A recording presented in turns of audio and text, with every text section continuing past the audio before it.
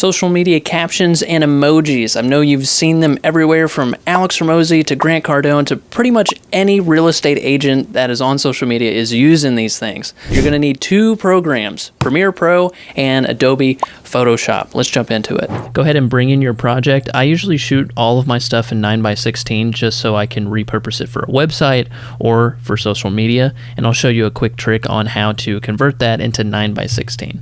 So once I made my initial cuts, I just do Control N, new sequence, and then I want to go over to Settings, and I want to change 1080 as my horizontal, and my vertical is going to be 19x20, and then that'll give me my 9x16. Go ahead and create that new sequence. You should have a frame like this. We obviously want to center it and make your subject the centerpiece.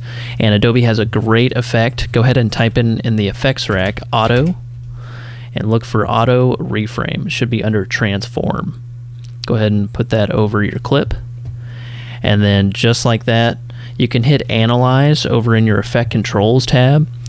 And it will not only track your subject, but will keep your frame perfect. So I just take that, copy, and spread it across the rest of the cuts and clips I made. So now everything is the same, and it's tracking my subject. Go over, if you haven't already done this yet, it's a new update, but go down to Window and find Text, and that brings up the text option, and you want to go ahead and transcribe your sequence. So this is going to create our captions, and I want to mix the mic audio, so I'm going to go ahead and transcribe. For all of my corrections, I usually do that once I put them on the timeline, just so I don't mix things up, but you're going to scroll up and see this Create Captions box. Go ahead and click on that. So a crucial step in this is to select the single lines, and I'll show you why here in a second. But we don't have any styles yet. You can keep all of this the same. Go ahead and create.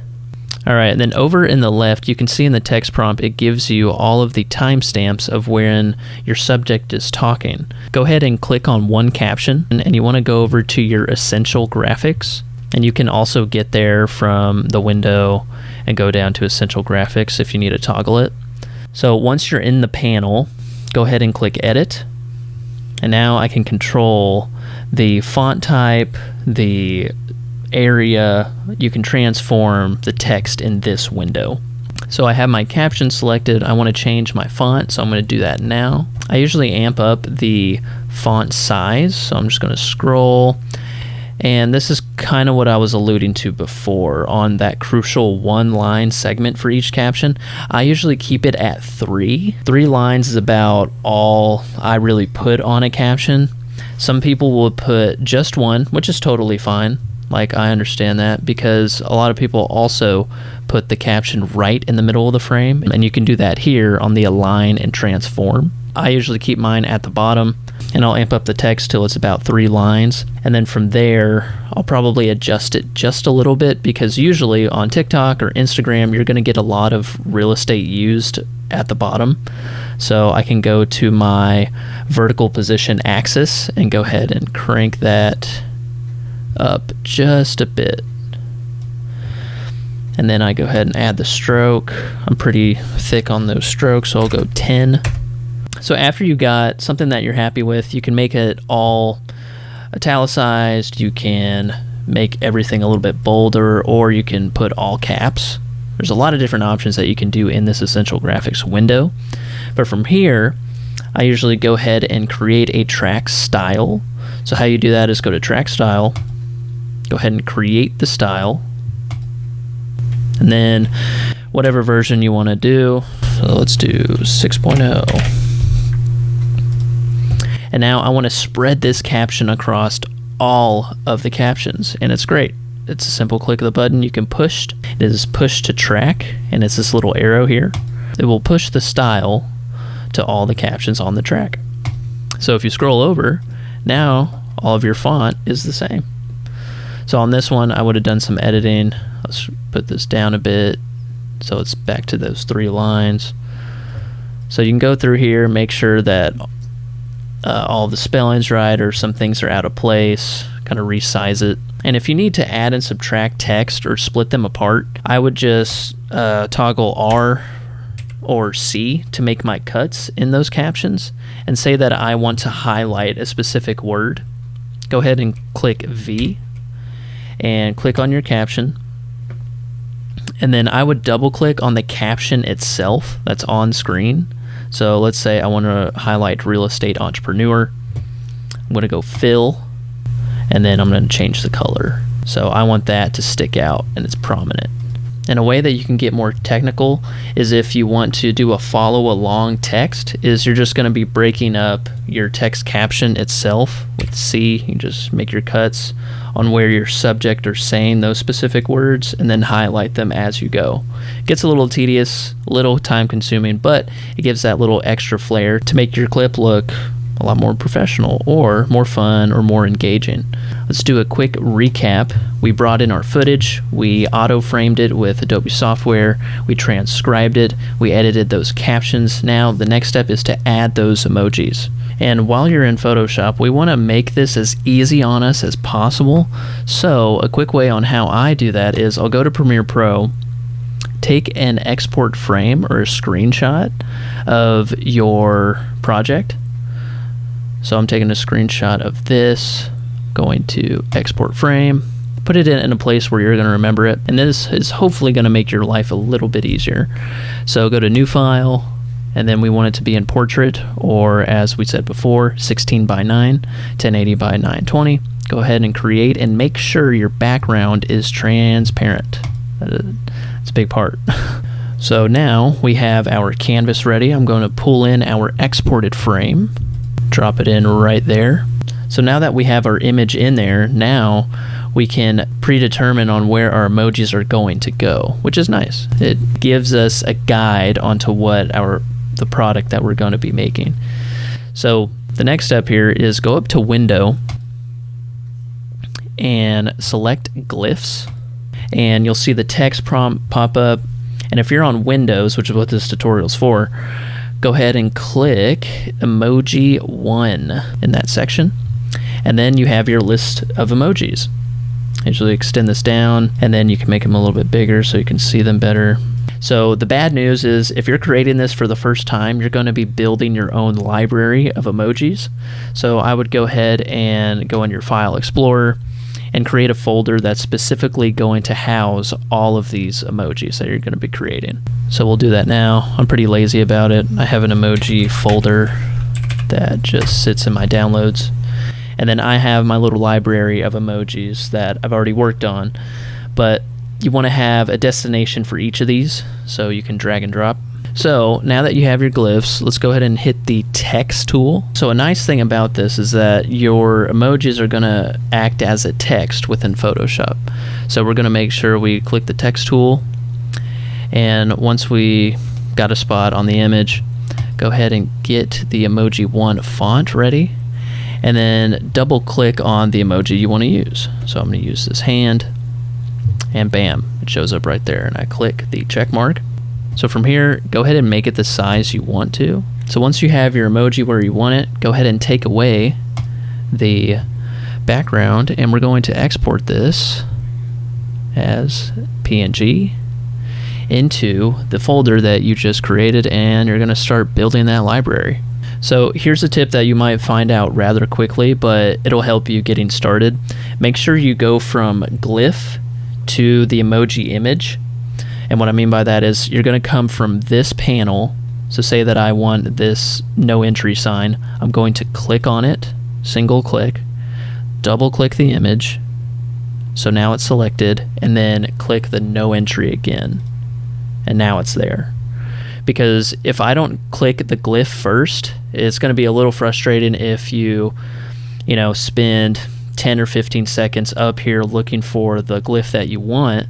So say that I want this football. I don't start at the glyph first. I start at my image. And now the glyph menu will bring me back down to the no entry glyph.